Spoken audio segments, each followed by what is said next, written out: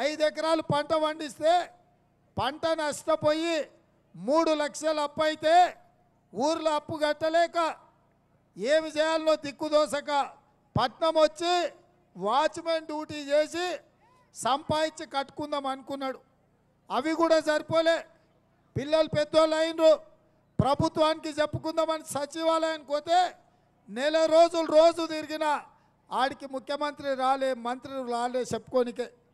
ఏం చేయాలనో తెలియక మాచారెడ్డి బిడ్డ లింబయ్య అనే రైతు ఈ ప్రభుత్వానికి ఎట్లయినా తన బాధ చెప్పాలి, తన కుటుంబాన్ని ప్రభుత్వం ఆదుకుంటుందేమో అని సచివాలయం ముందల ట్యాంకు బండు మీద కరెంటు ట్రాన్స్ఫార్మర్ స్తంభానికి ఊరేసుకొని ఆనే లింబయ్య చచ్చిపోతే ఉటిన నేను కొడంగల్ నుంచి వచ్చి ఆ కుటుంబాన్ని కలిసి వాళ్ళ ఇంటికి పెద్దలు షబ్బీర్ అలీ గారిని పంపించి ఇంత సాయం చేసి ₹1,00,000 ఆ కుటుంబానికి షబ్బీర్ అలీ గారు సాయం చేసిండ్రు. ఆ కుటుంబాన్ని మనం ఆదుకున్నాం.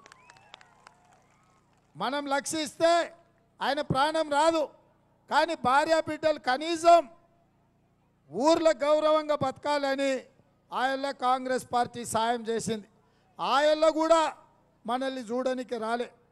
నేను అడుగుతున్న ఇవాళ కామారెడ్డి బిడ్డల్ని, బిక్నూరు యువకుల్ని, ఈ ప్రాంత రైతుల్ని నేను అడుగుతున్నా, మాచారెడ్డి బిడ్డల్ని నేను అడుగుతున్నా.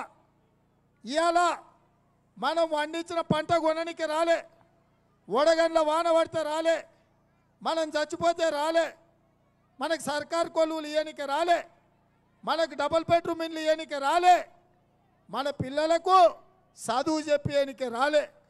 కానీ ఇవాళ తగుదునమ్మా అని కేసీఆర్ వచ్చి ఈడ నామినేషన్ వేసి నాకు ఓట్లు వేయమని అడుగుతున్నాడు. ఇవాళ కేసీఆర్కు మనల్ని ఓట్లు అడిగే హక్కు ఉందా, అధికారం ఉందా?